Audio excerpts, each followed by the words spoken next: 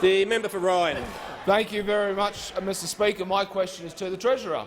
Treasurer, how has the government's plan for strong economic management enabled the government to meet its targets and to create new jobs? And is the Treasurer aware of any alternative policies that would threaten the jobs of hard-working Australians? The Treasurer.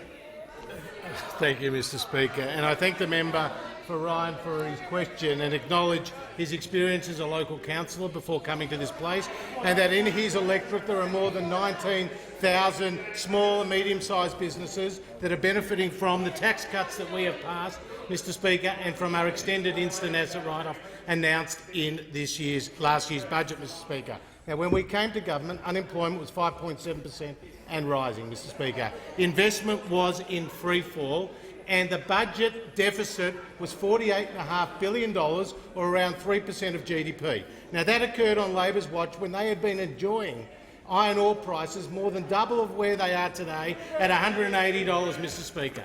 That had occurred on Labor's watch. Now, Mr Speaker, they also saw in their last year in office more than 62,000 small businesses close their door.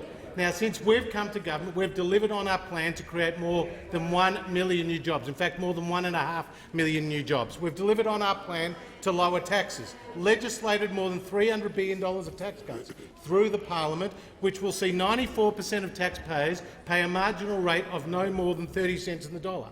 We've delivered on our plan to cut taxes for small and medium-sized businesses, millions of small and medium-sized businesses who will see their company tax rate go down to 25%, Mr Speaker. We've delivered on our plan to secure more free trade agreements. In fact, taking the percentage of our two-way trade, Mr Speaker, covered by free trade agreements from 26% to more than 70%. And, Mr Speaker, what we have seen is employment growth today at 1.9%.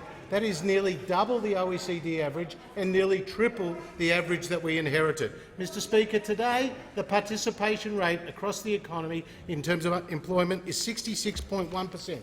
This compares to 64.8% when we took office. Mr Speaker, over 300,000 jobs were created in 2018-19, 100,000 more than Treasury had forecast, and more women and more senior Australians are finding employment. In fact, female employment has increased by 183,000 in the last 12 months, with 7 out of 10 jobs in full-time work, with female participation at a record high. Mr Speaker, this is what comes with disciplined economic management, and the Australian people and the Australian economy dodged a bullet at the last election. Could you imagine dealing with the drought, the fires, now the coronavirus, with $387 billion of higher taxes? That's what the Australian people were going to face under a Labor government, Mr Speaker.